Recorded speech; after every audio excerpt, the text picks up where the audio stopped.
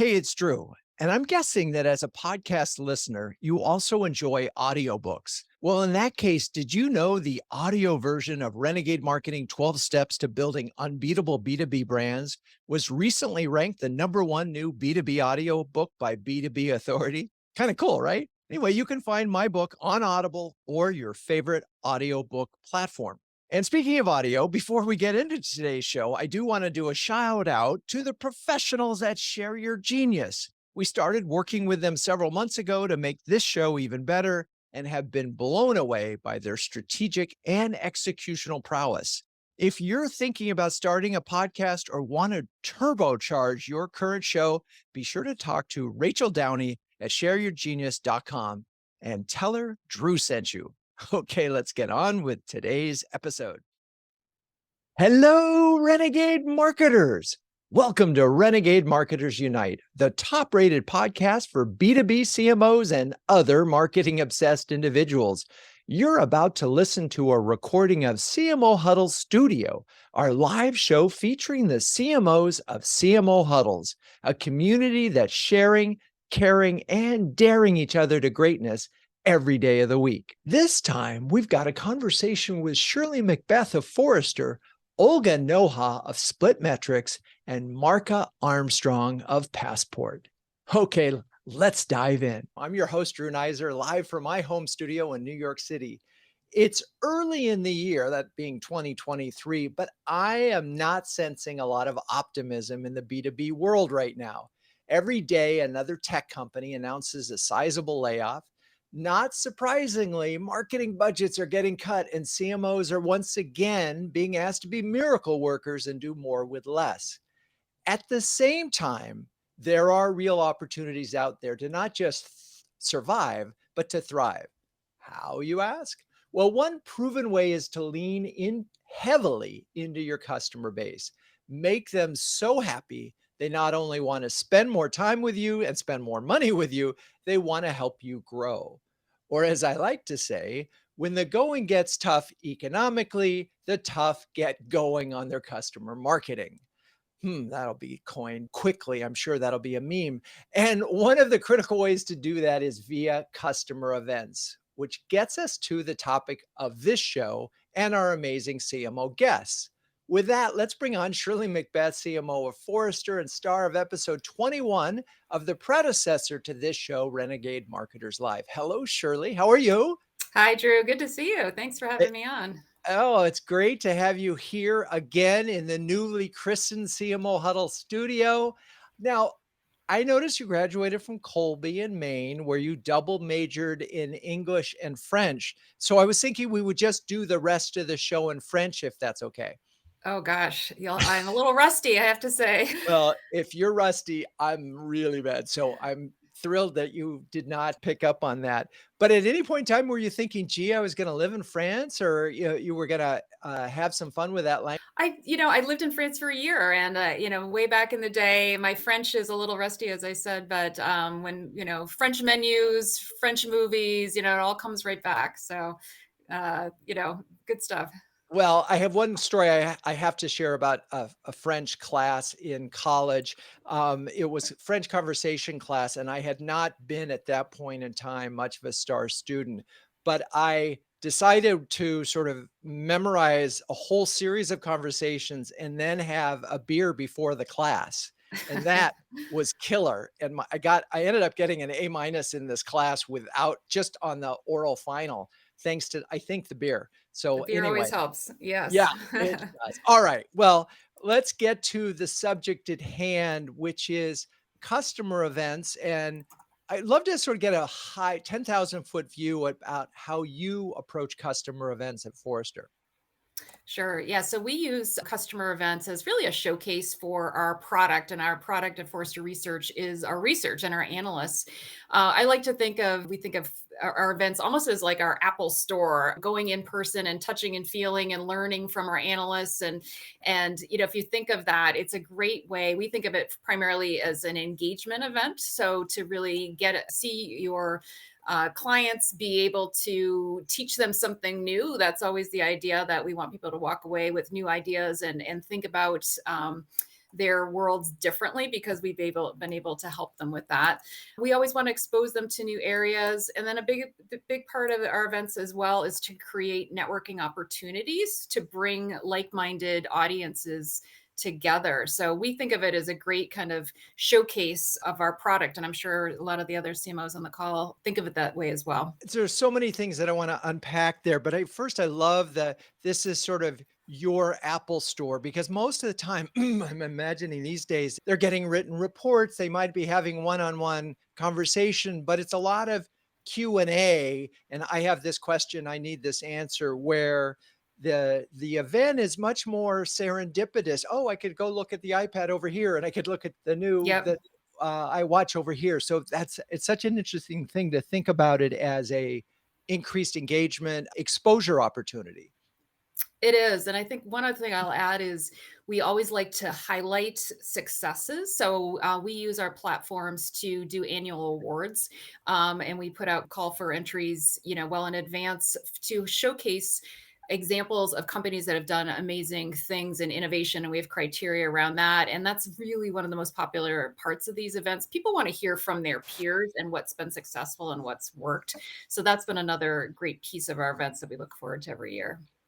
Yeah, it's funny. I actually watched, I think last year, a couple of the awards presentations, and we ended up having one of the winners at a bonus huddle because the framework that this individual presented for actually setting up the tech stack and in a basically a RevOps team. It was really a great story. So you're exposing them to the product in a different way. I'm imagining also one of the issues that, and you're not a software company, but a lot of issue companies in software is that people might use 20% of the product, right? And forget about 80% of the product. I'm wondering if there's any of that in this is making them sort of understand or appreciate the full breadth of the Forrester offer. Absolutely. I mean, I think any company, Forrester, like we're not technology in the same way, but there's a lot of other things that we offer that we like to showcase as, to add value to our clients. And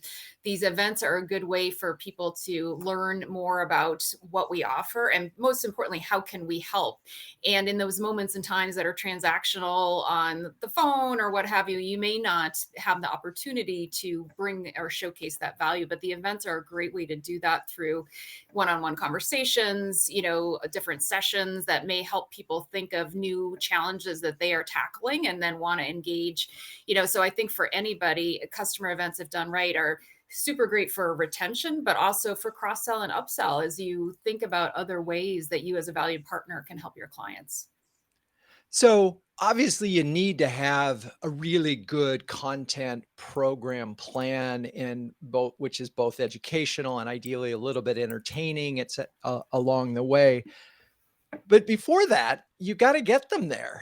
You gotta Yeah. market the event, and I'm curious, in terms of marketing the event, what kinds of things could other marketers learn from you in terms of how you market the event and, whether it's channel or messaging and so forth? Because again, there's a lot of different stories that you could tell about the event. So I'm curious how you pick the story from, that standpoint, and then how you get the word out. Yeah, it's a good question. I think especially now, as every year is a little different these days. Last year we were trying to convince people to come back in person. A lot of people came back to our B2B Summit event as the first event that they did in person. And this coming into this year, I think it's going to be a lot about travel. You only have one budget, smaller budget than probably the year before, given the economy. So part of what we're doing is positioning not only the event for why it's going to help them, and especially in this moment in time, how do you choose this event over other things?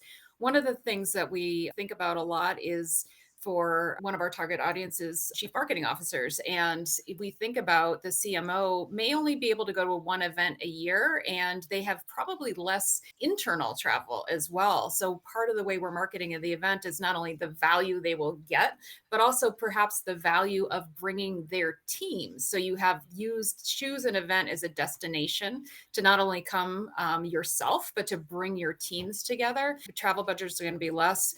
training budgets. That's another way to think about it is your event. Can you use that and think about it as a training opportunity? So we're playing up on some of the other ways to really get the most out of your spend and the most out of your travel. It's such an interesting time for events. I do remember last year, several huddlers were at the event, and all of them said it was the best marketing event of the year. I mean, and it was hands down that. And it that kept saying, "Hey, Drew, are you coming? Are you coming?" And I was like, "No, but maybe 2023," which of course brings us to the exciting part of this for conversation for us. CMO Huddles is a community partner of this time for your summit in Austin this June. Talk a little bit about partnerships in general and how marketers can leverage them, even to sort of help from a marketing standpoint, but enhance the experience. Absolutely. I think, so first of all, we're so excited to have the CMO Huddles team. I'm a member of CMO Huddles, and I thought, Drew and I have been talking about it. Huddles is virtual, but there's nothing that replaces coming together in person. We wanted this to be the big debut where, on a US national scale to bring folks together. So I think the value is pretty evident to both Forrester and to CMO Huddles, and most importantly, our CMOs that are clients of both of ours. How can we use the event as a way to draw a bigger audience for both of us to, showcase ways that both of our organizations can add value to CMOs. So it's just a natural thing when you think about a partnership. You want to pick a partner who can amplify your brand and then also give added value while they're there to your clients. So we're super excited about the possibilities together. Yay. No, it's really cool. I do hope it is the largest gathering of face-to-face because, you're right. I mean, Huddles launched virtually, at the very beginning of the pandemic, and if you said we were actually gonna be able to get together in 2023 at a conference of frankly, it's funny that I know of this conference from the Serious Decision days, and again, going back 5 years, this is the marketing conference, of the year where folks talk about really getting in depth and coming away not just inspired, but informed. So I couldn't be more excited to, 1, attend, and 2, bring the Huddles community into it.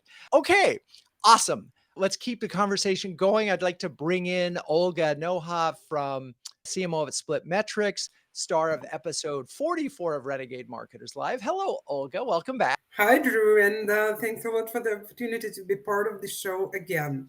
And first, just where are you? I mean, I'm guessing that's a virtual background. It is, but I'm in Boston, and it's very warm here, 55 degrees. Unbelievable. I cannot believe we're in the middle of winter now. Yeah, no, it's crazy. It's the same as in New York. This is just kind of wrong. But anyway, we're going to go back to your master's degree in science now, and that to me is so broad. At the National Technical University. I'm curious, what branch of science did you study, and how did you get from there to CMOing? Yeah, well, indeed. I've got a degree in electrical engineering from a National Technical University of Ukraine. Sadly, when I was a third year student, I've lost my father, who was an electrical engineer as well, due to an accident at work. So that prevented me from pursuing that career path. But at the same time, I still had passion to numbers and analytics, as well as genuine passion and fascination by people. So I felt marketing combines these two passions, and this is a discipline on the verge of numbers, metrics, and analytics from one hand, and people's psychology from the other. It's a big people's puzzle, and no, I believe that's the combination of these two sides that makes marketing so appealing for me and makes me live and breathe marketing for over 17 years now.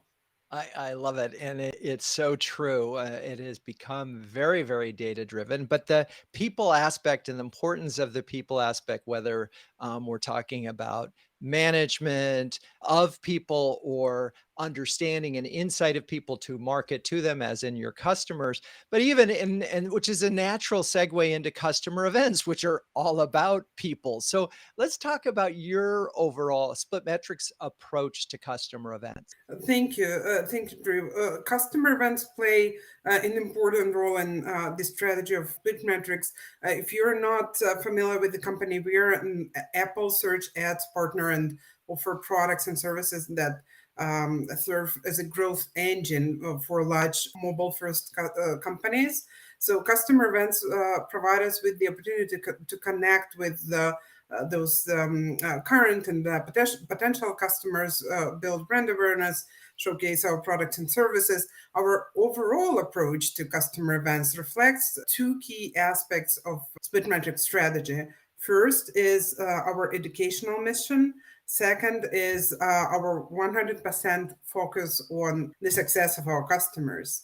And now, let's start with the educational mission. There are a lot of events in our niche that are designed for different purposes: tech solution selection, networking, even parties and fun.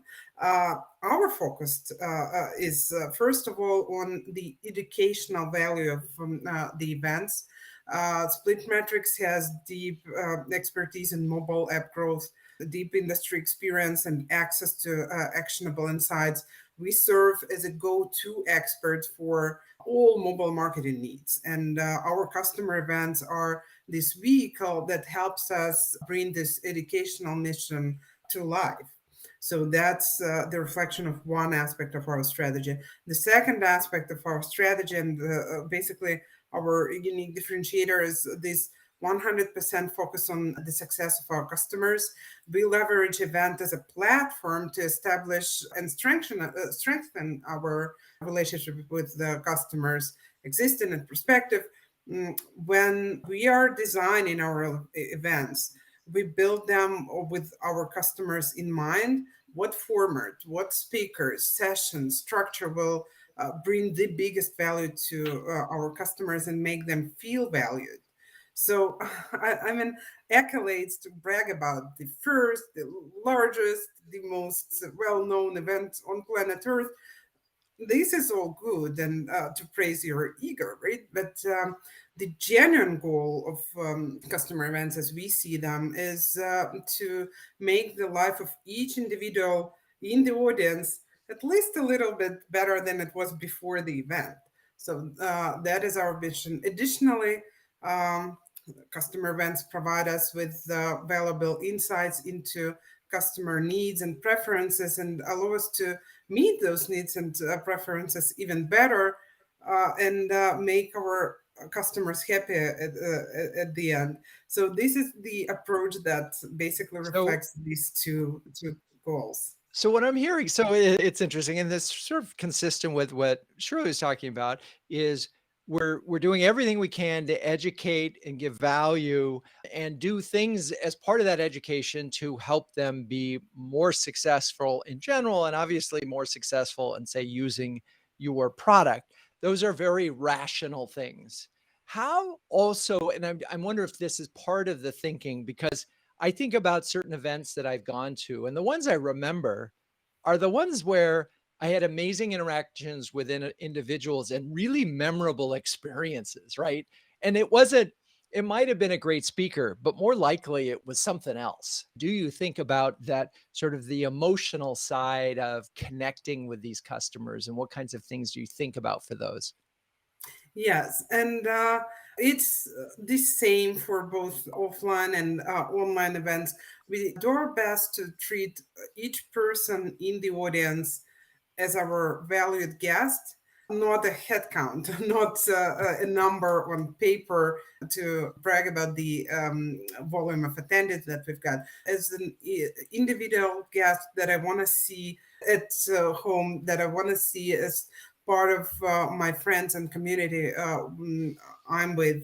That's the way we treat our guests at the events. And when you have this approach in mind, you actually build out your engagement and interaction that way. In offline events, you can get it when your staff from the organizer's side treats you like that, right? Or with online digital events, it's the same. We want to address the needs of each and every individual in the audience. We make our staff available to answer all the questions these individuals in the audience have real time or as fast as possible. If we don't have the answers right now, we definitely follow up with them. That's how we make these events memorable for people by treating them as our valued guests rather than numbers on paper. Cool. Okay.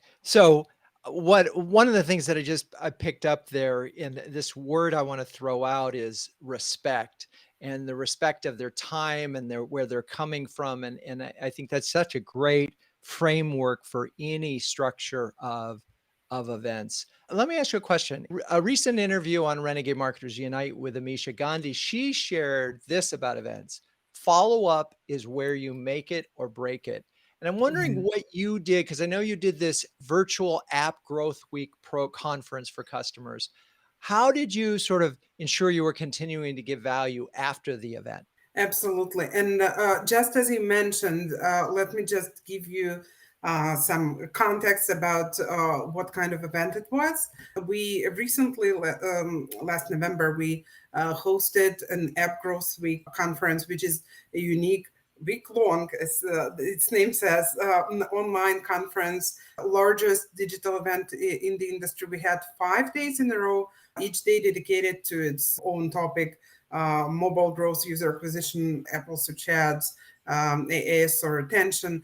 And we structured the event to have more than 25 sessions, 45 speakers, including Google, Pixar, Explore. And we structured it in a way to deliver this educational value that I mentioned. More than people joined the event through the course of 5 days, and they were engaged and ready to step into the discussion. So that was our approach to the event itself.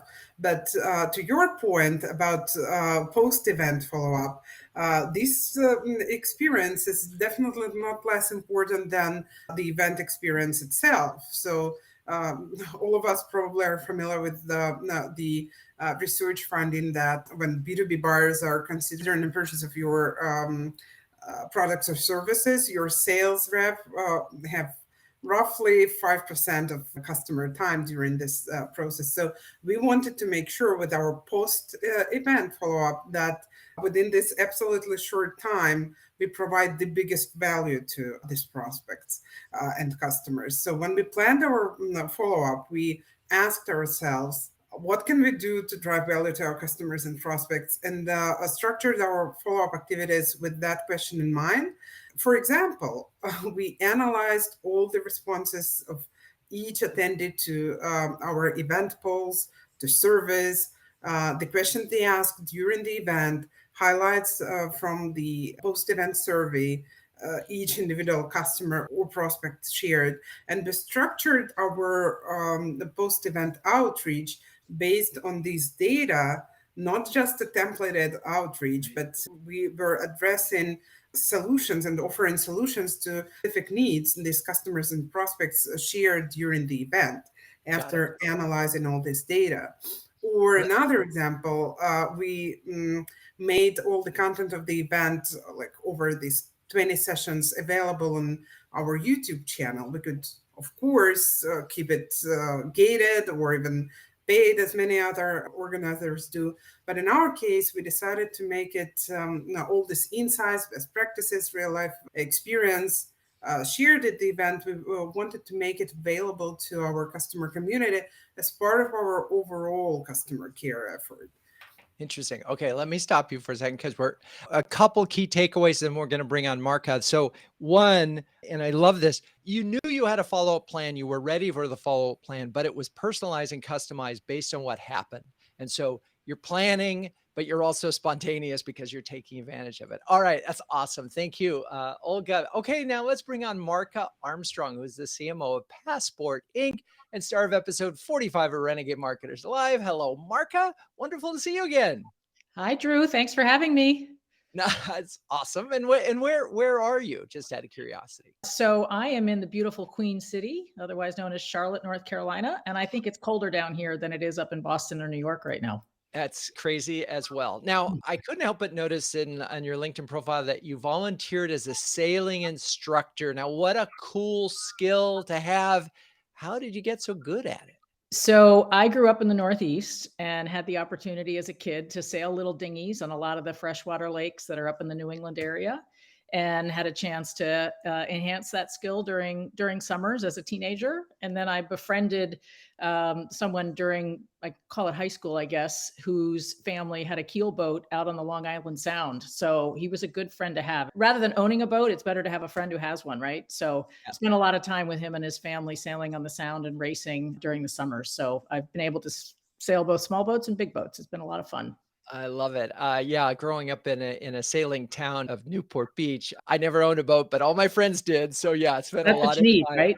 Yeah, and spent a lot of time sailing. It's just a wonderful, relaxing, and challenging sport. Okay, now speaking of relaxing and challenging at the same time, let's talk about customer events at Passport. What's your overall approach? So for Passport, for folks who don't know, we service the government technology space. So our clients are largely municipalities around the country.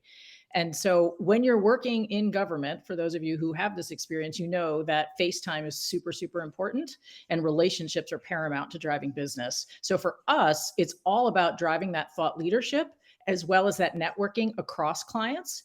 Because despite all of the many industry events that happen in the GovTech space, there's very little time for these government technology clients to actually talk to each other and understand what each other's problems are so they can solve them together. So it's really about thought leadership and networking. It's such an important part of this. And having gone to a lot of events in the last 4 decades, I will say that one of the tendencies at events is to over program big things in the big centers and not give enough time to the smaller things where there is a chance for the people to happen.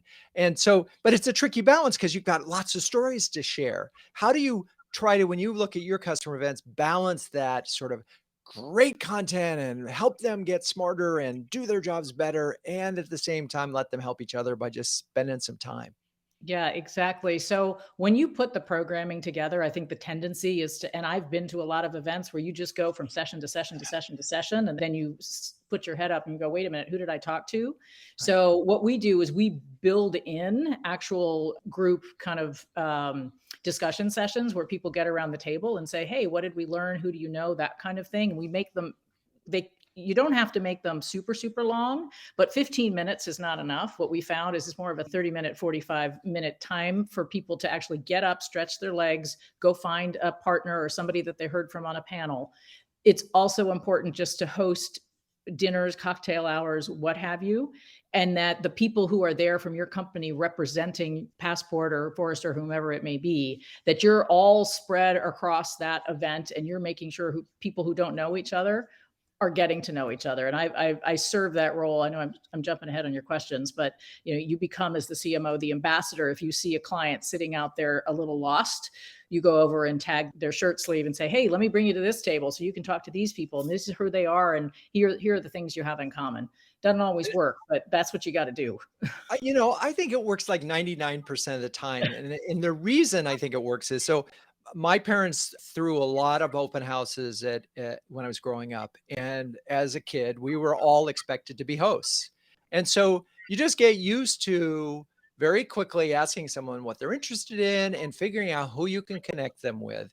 And I think that accepting that responsibility is something some CMOs might shy at. I mean, because not every CMO is an extrovert. And we focus on that for a second. What things do you find actually work when you're playing that role as host? And, by the way, I think the message that it sends to your employees is so positive. Oh my God, look, she's connecting people. So, I mean, I think just the way you start this conversation, where are you? What are you doing? What interesting skill do you have? I think that you need to understand where people are coming from and what their background is. And that also goes in the preparation, right? So if you're hosting an event on behalf of your organization, know who's coming, understand, are they a client? Are they a prospect? Understand how large, in our case, how large is the city? How small is the city? I might not want to connect Boston or New York necessarily with Lawrence, Kansas, because those two are not equal in terms of what their approach is, but I probably want to connect Lawrence, Kansas with maybe Austin, Texas. They're both college university towns. They're both looking for ways to continue to innovate, and I can get and go grab that person and bring them over to the table. So you need to have a game plan going in. I think if you're really, really good, you can wing it on the fly, but just understand who's there. And then when you see somebody that's looking a little lost, and I actually experienced this with our most recent event back in November, I was sitting with our CEO who was engaged in a conversation with one of our clients, and I saw a client kind of wandering around, and I just got up from the table and went and grabbed this other client and brought him to another table, abandoned my CEO. I'm like, you got this. I need to go take care of this. And I love that. I'm thinking more about the preparation, and I'm wondering how many folks actually, this is, if you're hosting an event, actually prepare a dossier on every customer that's coming and make people sort of memorize the face. This is what a concierge would do, right? Right. This is what a country club manager would do. And this Right. is what they do on high-end cruise ships, is they literally memorize the names of the people and maybe even where they come. But there is a way of taking it that far, right?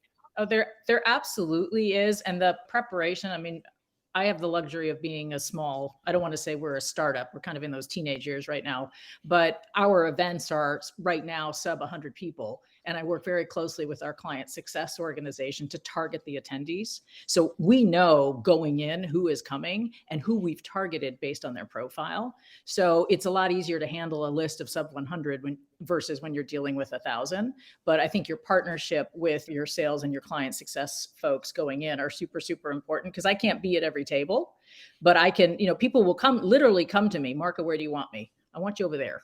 Right? See that table of clients that doesn't have a passport person? You need to go insert yourself. My product head is really good at it. She's like, okay, tell me where to go. And I'll just plop her down with a bunch of people, and then I'll go check on her later, and she's holding court. And I said, okay, I don't need to interrupt.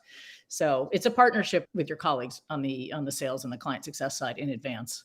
Yeah, and it feels like it. And I think the key is, if you're scaling this, and let's say you had 1,000 people, is not to think of it as 1,000 people, but to think about it as 50 or 100 people pods, and how you're going to bring and who's going to shepherd that group. So interesting. I didn't expect to go into family hosting challenges, but it is definitely something that it makes a great party, right? When you have a great host makes a great party, because he Absolutely. And I grew up like you. I'm north of New York City. My parents were very involved in the international community. So there were a lot of people from the UN floating through our house on a given day. And I had to learn to pass those hors d'oeuvres. So right. Yeah, and have a right, conversation with all sorts of different people. So I'm curious, as you look, so the events that you did in November, what was some of the learnings that you had from the events, in terms of whether it's marketing of the event or the actual event or the follow-up event, that was a moment for you where you felt really good, or you thought, oh, here's an opportunity? the follow-up is critical. I think Olga was talking about that just a bit ago. So you need to, we're really, again, as a small company, really good at the upfront piece and the execution piece. The follow-up piece we need to get better at. And in this particular case, we had an event the first week of November, and then everybody went heads down into quarter and year-end close, and then the follow-up got lost. So that was a takeaway for me in terms of holding my sales and CS client success teams accountable for that follow-up. My team did the outreach, but we can only take it so far. We really need to have our sales folks to do that follow-up, engage, and make sure that we have our clients become advocates for us in the future. So that was a lesson learned. I think from the parts that work really well was the engagement that we had with clients on the panels. Like I said, this is all about thought leadership. So it's less about this is the passport parking application and how I use it, and more about I've got a really crowded street. How do I manage it? And so putting the right people together on a panel with the right moderator to have that conversation was super, super important. It's a ton of work going in, but when you get it right, the conversation is really fantastic. And that was brilliant for us back in November. And also previously in the spring, we did an event in Raleigh back in March, and it also worked out really well from that perspective. It's funny, as you're talking about the panel, I was thinking about seating charts and who you put next to each other. But the same thing applies here with the panel, because there's an opportunity not only to get good content out of those individuals, but they're bonding because they were on a panel together, and that creates a different thing. Yeah. We're talking about content as you know, in huddles this month, and as we try to make more out of less and events being very expensive, I'm curious how, because you mentioned the panels, how you looked at extending the value of the content or creating extra content while you were at the event. Yep. So everything we get recorded, and we get permission from our panelists to do that recording, as well as to then turn that recording into snippets that we can use as outbound marketing pieces. So we do that not just with our panelists, who in large part are our clients or our prospects, but also our guest speakers. So that all happens on the upfront piece. And then as part of, we do direct follow-ups to the people who participated and were there in the room, and we provide those full recordings, but we won't provide the full recordings to people who did not participate. We use them as outbound marketing tools. And then, the whole nurture campaign and process that we go through to say, hey, look, this was a dialogue that we had about managing fleets on your street. To learn more, click here, or come participate in a roundtable session that we're doing virtually, as an example. And it's great because you've got this audience, if you're captive for a moment, and it really helps to think it's not just that content at that moment, but to think about, maybe if I interviewed them took them offside in camera and got a quote here or there, I might have all my case studies for. You bet. Yeah. And one of the other things we did is, for the folks that did participate in panels, we went back, my team's in the middle of this, but we went back and got video testimonials from a lot of those people so that we can use them to build out the next event. We'd like for 2003 to be an event that's larger in scope and scale. And that was the one piece of feedback where clients said, I love the fact that it's this intimate 50-person event, but I'd really like to hear from more people. So that they challenged us with getting more people there. And we said, great, we need a video testimonial from you to help us do that.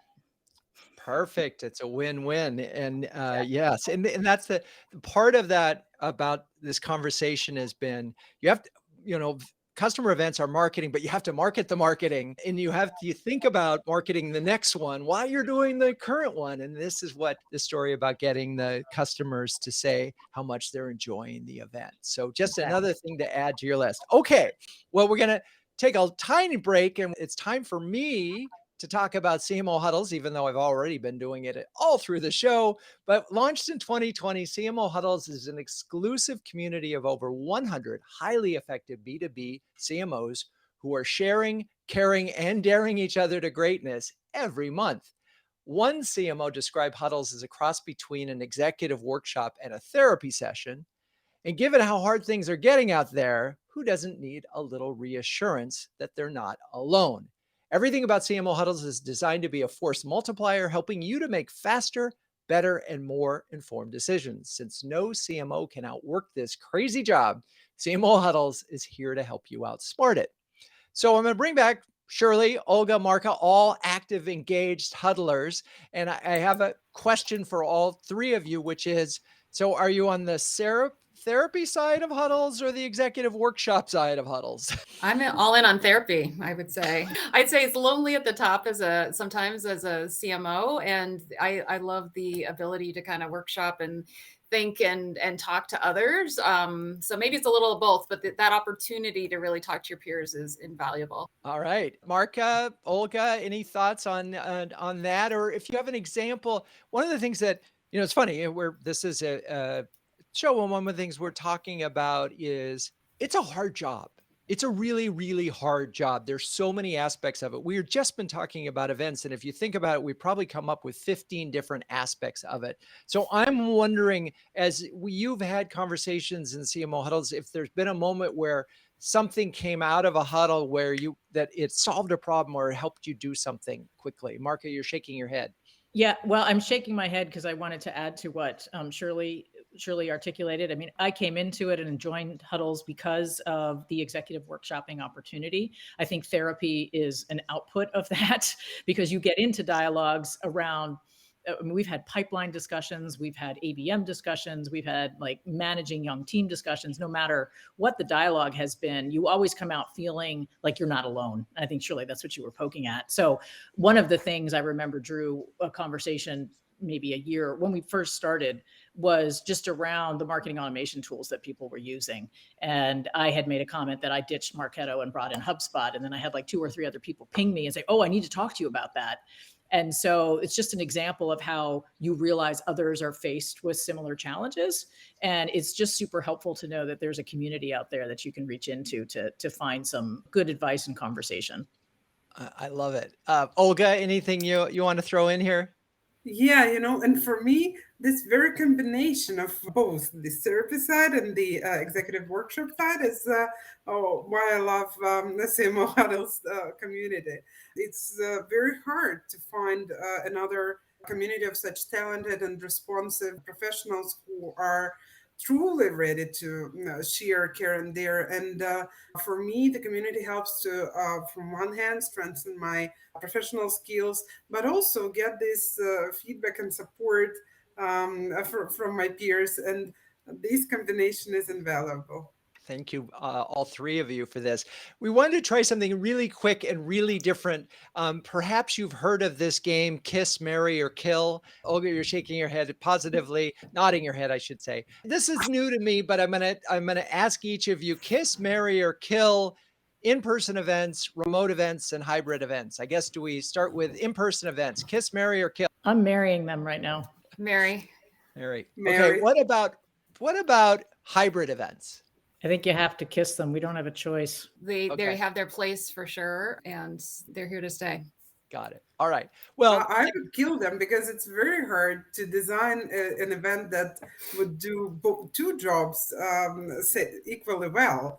The engagement with offline audience and online audience, it's hard to combine. I'm with you. I know some people have made hybrids work and I know their role, but I guarantee you, if you're doing a live show and you're broadcasting it out there, those people who are supposedly watching it are doing their emails. Mm. They're watching it with one eye and they're trying to multitask, which we all know as humans we can't do. So I don't know. I think hybrid events are really, really challenging, and I have seen very few that have worked well, but that's just me. We'll have to see how the market shifts as we go back to more in person, I think is probably what will happen. But for the near term, especially, I'm going to speak for our space, I'm not going to be able to do away with hybrid events because a lot of cities, for example, if I do an event in Charlotte and they're in California, they don't have the budget to show up, but I want them to participate. So I don't have a choice but to make it hybrid. That's why I'm kissing. And again, I'm sure it depends on your audience and what you're doing and how long you're doing it. But the whole thing about, we've spent the first half an hour of the show talking about how important it is to engage with your customers when you're physically together. Mm-hmm. Right. Yeah, nothing beats that. Nothing beats that. It's why I'm so excited about the summit coming up. It's just, there's nothing like that. Okay.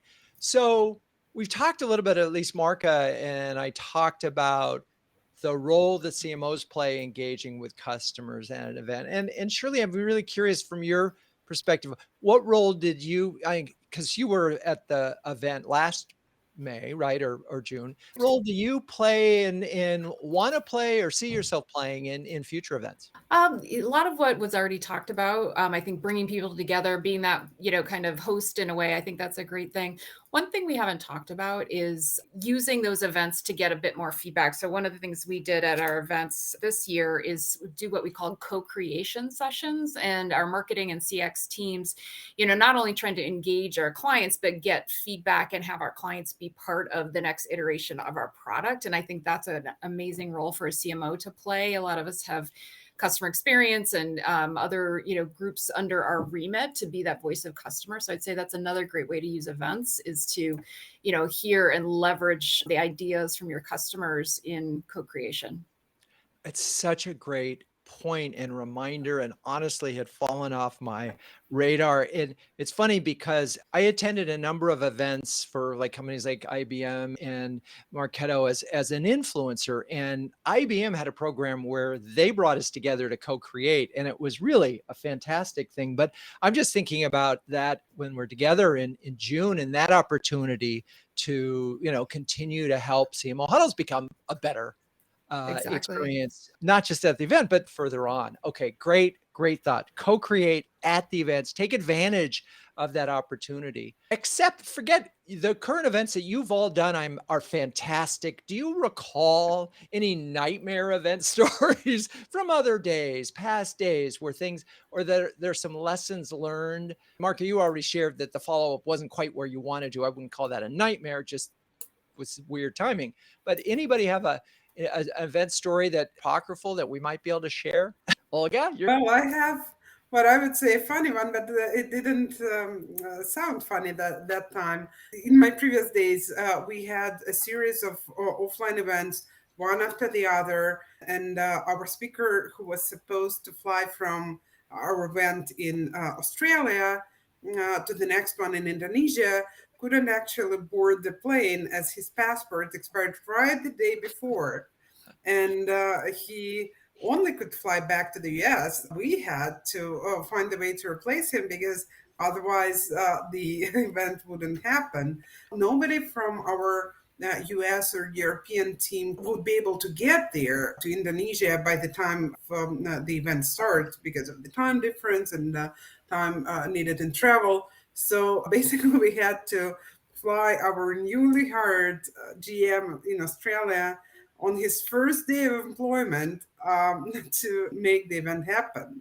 That amazing. was quite an expedited onboarding, but at the same time, my lessons learned out of it is that for me, the events is one of the most unpredictable unpredictable discipline in marketing, and anything could happen and needs to be addressed in real time. So you have to be ready to tackle it.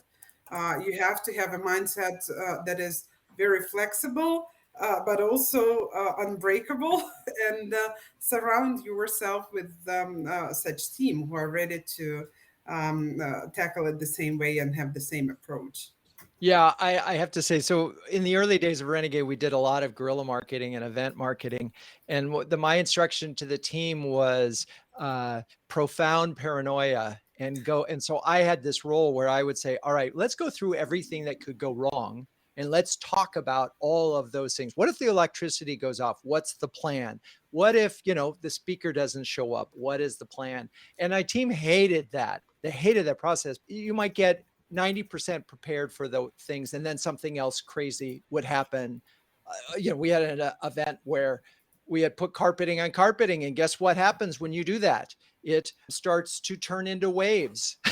And it only gets worse as it goes on. And this was a one evening event. So we came up with some pretty creative solutions, but it was not pretty. Sure, yeah, the speaker not showing up, that's bad. But let's flip it around now. Let's talk about the most memorable customer event experience you've ever had. And Marca.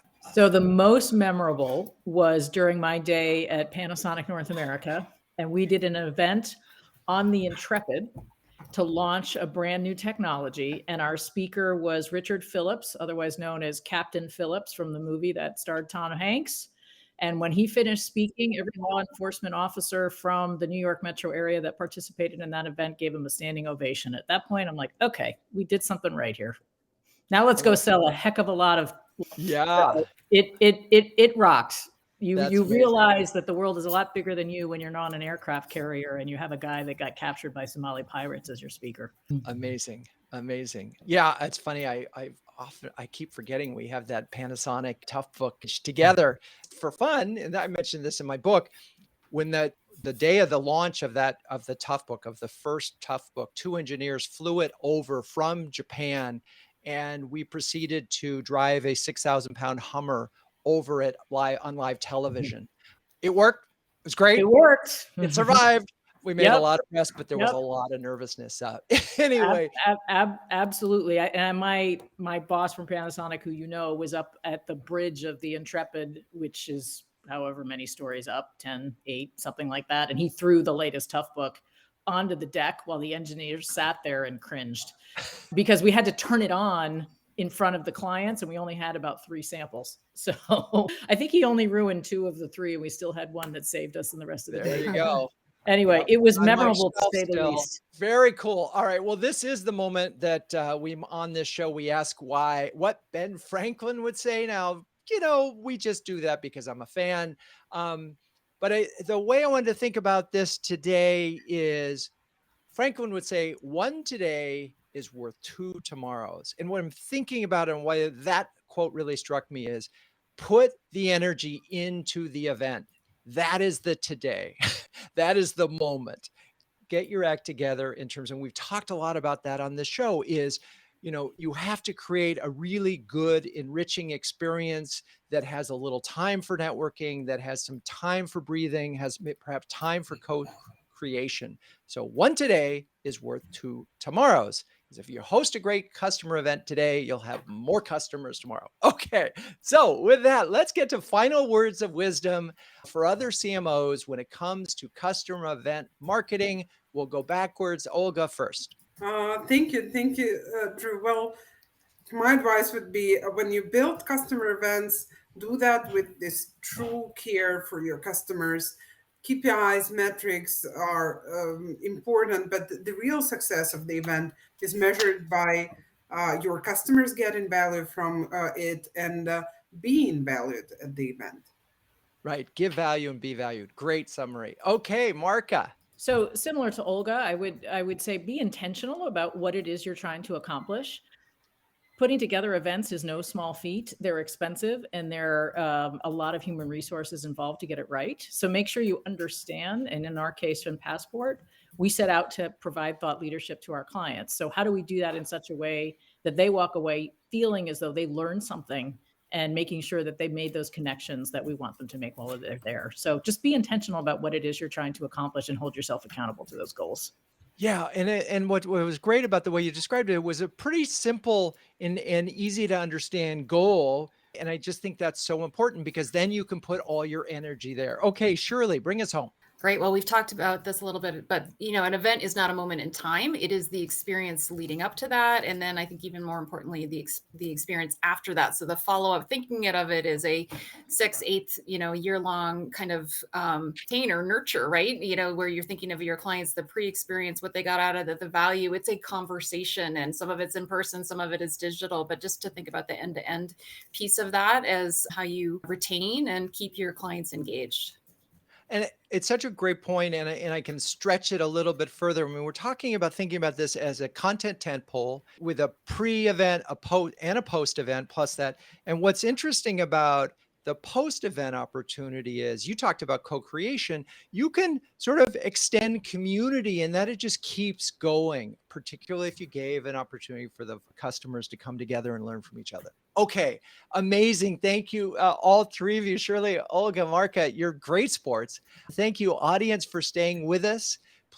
To hear more conversations like this one and submit your own questions while we're live, join us on the next CMO Huddle Studio. We stream to my LinkedIn profile, that's Drew Neiser, every other week.